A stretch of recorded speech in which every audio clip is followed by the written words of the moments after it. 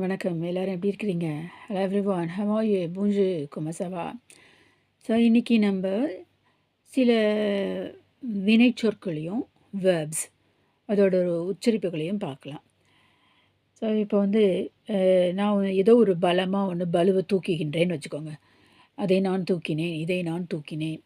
So அதை தூக்குகிறேன் சொல்லும்போது ஐ லிஃப்ட்னு சொல்லுவோம். Lift, I lift. ஐன்ற எழுத்து உங்களுக்கு தெரியும் இல்லையா? ஸோ இந்த எல்ல ஐ வந்திருக்கு இல்லையா? அதிலே இருக்குது ஐ. இப்போ நான் அதை தூக்குகிறேன் அப்படின்னு சொல்கிறதுக்கு ஐ ஆம் லிஃப்டிங். நான் அதை தூக்கி கொண்டிருக்கின்றேன். அதாவது தொடர்காலமாக இருக்கும்போது ஐ ஆம் லிஃப்டிங். நான் அதை தூக்குகிறேன்னும் போது I lift. I lift, I am lifting. Okay. So இதையே இறந்த காலத்தில் சொல்கிறது அந்த எப்படி சொல்லுவீங்க இறந்த காலத்தில்? ஸோ இந்த லிஃப்ட் மாத்திரம் பாருங்கள். ஸோ இப்போ இந்த லிஃப்ட்டுக்கு நவுனாவும் உபயோகப்படுத்தலாம். அதாவது லிஃப்ட்டில் போகிறோம் இல்லையா, மாடிப்படி ஏறுறதுக்கு பதில்.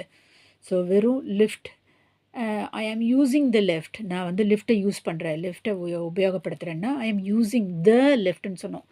ஐ ஆம் யூஸிங் த லிஃப்ட், ஐ ஆம் யூஸிங் அ லிஃப்ட். ஸோ அதுக்கு முன்னாடி ஏ அல்லது த வந்திருக்கு. அப்போ அதுலேருந்து இதுக்கு முன்னாடி அந்த ஒரு பொருளுக்கு முன்னாடி ஒரு வார்த்தைக்கு முன்னாடி ஏவோ த அல்லது டிஹெச்இ த அந்த மாதிரி வந்துச்சுன்னு சொன்னால் அது பெயர் சொல். ஸோ அது எதுவுமே இல்லாமல் வெறும் ப்ரோனவுன் ஐ லிஃப்ட், ஐ ஆம் லிஃப்டிங் அப்படின்னு வந்துச்சுன்னு சொன்னால் அது வேர்ப்னு அர்த்தம். ஐ லிஃப்ட், ஐ ஆம் லிஃப்டிங். ஸோ இப்போ சின்ன சின்ன சென்டென்ஸாக பார்க்கலாம். ஸோ இதையே இறந்த காலத்தில் சொல்கிறது தான் என்ன பண்ணுவீங்க, இடி சேர்ப்பீங்க. ஓகே. இப்போ இந்த இறந்த காலத்தில் என்ன போட்டிருக்கேன், இடி போட்டிருக்கேன் கூட. எல்லாமே ஒரே சேர்ந்து எழுதணும். அவங்களுக்கு கொஞ்சம் விலகி விலகி இருக்க எழுதும்போது எல்லாமே ஒன்றா சேர்ந்து எழுதணும். ஐ லிஃப்டட், ஐ லிஃப்டட். ஸோ நான் அதை எப்படி உச்சரிக்கிறேன்றதை பாருங்கள். இந்த வேர்பு டீயும் டீலையும் முடிஞ்சிச்சுன்னா, இப்போ எல்ஐஎஃப் டீயில் முடிஞ்சிருக்கு அந்த வினை சொல். அப்போ அந்த மாதிரி டீலையோ அல்ல அதற்கு பதில் டீலையோ முடிஞ்சிருந்துச்சுன்னு சொன்னால் நம்ம அந்த உச்சரிப்பை இடி போடும்போது இறந்த காலத்தில் எப்படி உச்சரிக்கணும், ஐ லிஃப்டட், ஐ லிஃப்டட், ஐ லிஃப்டட்னு சொல்லணும்.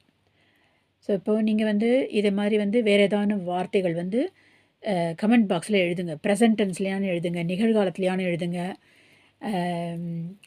அல்லது என்ன சொல்கிறது தொடர் நிகழ்காலத்துலையானு எழுதுங்க, அல்லது இறந்த காலத்துலையானு எழுதுங்க, தமிழ்லையானு எழுதுங்க, ஆங்கிலத்துலையானு எழுதுங்க. இப்போ அடுத்த இன்னொரு வார்த்தை பார்க்கலாம். ஸோ நான் காத்திருந்தேன், ஐ வெயிட்டட். ஐ வெயிட், நான் காத்திருக்கிறேன். ஐ ஆம் வெயிட்டிங், நான் காத்து கொண்டிருக்கின்றேன். ஐ வெயிட்டட், நான்